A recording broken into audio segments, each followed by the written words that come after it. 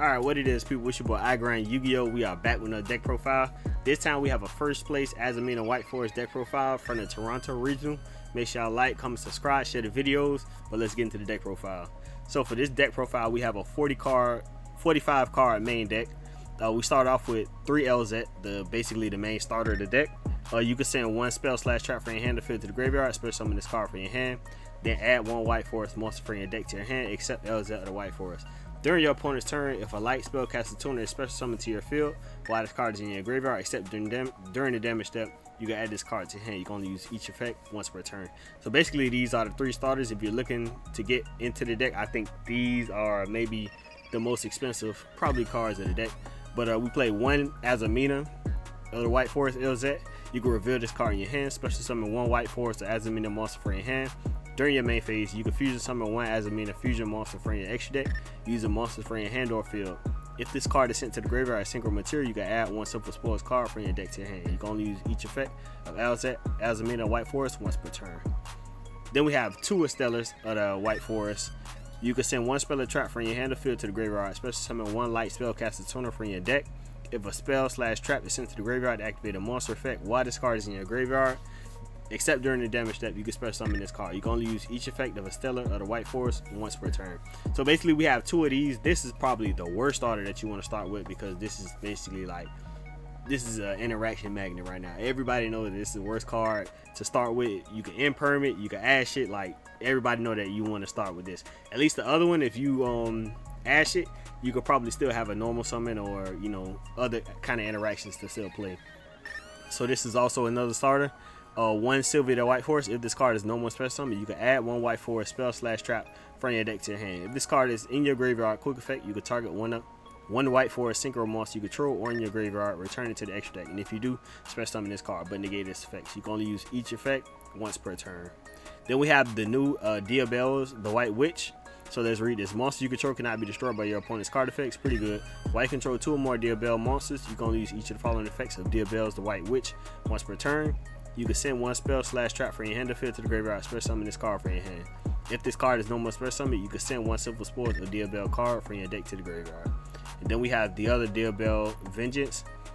This card is always treated as simple spoils card. You can banish 1 spell and trap from your hand and or graveyard, special summon this card from your hand or graveyard. Quick effect, you can pay half your life points and target 1 card your opponent controls, destroy it. Then if another Diabelle monster is on the field, you can special summon 1 tuner synchro monster or illusion spellcaster from your extra deck. You can only use each of the Diabelle Star Vengeance once per turn.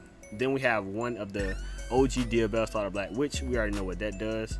Then we play 3 more Charming Follows in the main deck. Basically, draw power each time your opponent special summons a monster from the deck and or extra deck. Immediately draw 1 card. Ash Blossom Joy Spring, the most generic hand trap in the game. We play both at 3. Play 1 effect Veiler, which is, oh yeah, I mean, I was gonna say real interesting, but you can just search the effect Veiler, which is really, really good. Then we play 3 Drolling Lockbird. Basically, for the format that we have now against Raizio and Miss Rugi, you want to main deck the Drolling Lockbird. We play 1 Tails of the White Forest, 1 Simple Spoils of the White Forest. This is the quick play fusion. If you control a Fiend, Illusion, or Spellcaster monster, special summon 1 Fiend, Illusion, or Spellcaster monster for your hand. Fusion summon 1 fusion monster from your extra deck, use a monster from your hand or field. If this card is in the graveyard, sent to the graveyard, activate a monster effect, you can set it this turn. You can only use each effect once per turn. Then we have 3 of the new field spell, Witch of the White Forest. When this card is activated, you can add 1 White Forest monster from your deck to your hand, but you cannot special summon dark monsters from your extra deck for the rest of the turn. The first time each White Forest monster you control will be destroyed by battle. Each turn, it is not destroyed. You can target 1 White Forest monster you control. It is treated as a tuner this turn. You can only use each effect once per turn, and you can only activate 1 Witch of the White Forest per turn.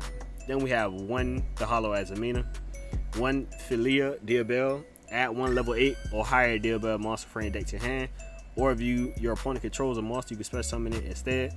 If this card is banished, you can make all Diabelle monsters you control gain 500 attack. You can only use each effect once per turn. Then we play 1 Deception of the Simple Spoils, 3 Wanted Secret of the Simple Spoils.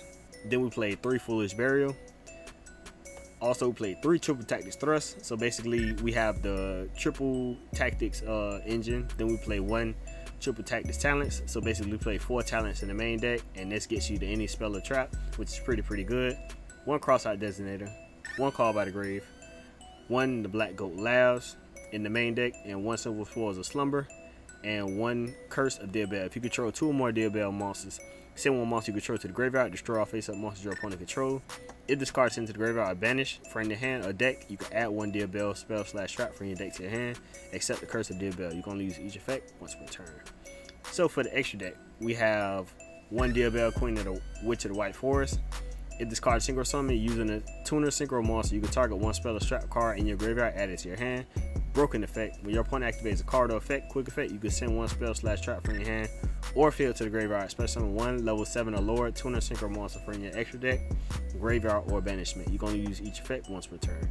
Then we play 1 Roselia, Sinister Soul of the White Forest, 1 Silvera, this is the Book of Moon, 1 Poplar of the White Forest. If this card is special summon, you can target 2 White Forest monsters in your graveyard, place them face up in their own spell or trap zone as continuous spells.